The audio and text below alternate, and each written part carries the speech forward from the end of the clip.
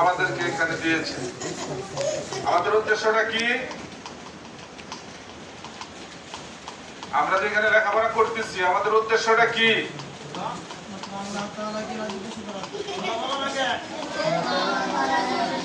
আল্লাহ তাআলা কে রাজি খুশি করানোর জন্য আমাদেরকে পবিত্র কোরআনের হাফেজ হইতে হবে।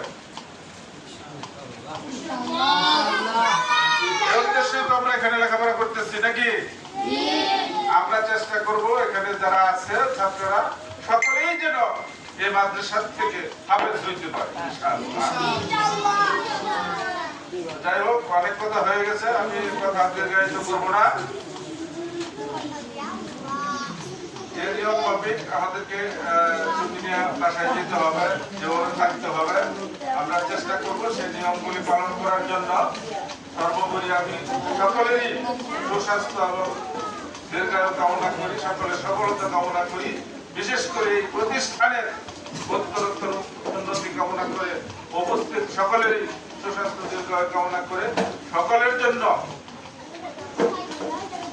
দোয়া চেয়ে আমি আমার সংক্ষিপ্ত আলোচনা এখানে শেষ করছি। আসসালামু আলাইকুম ওয়া রাহমাতুল্লাহি ওয়া বারাকাতুহু।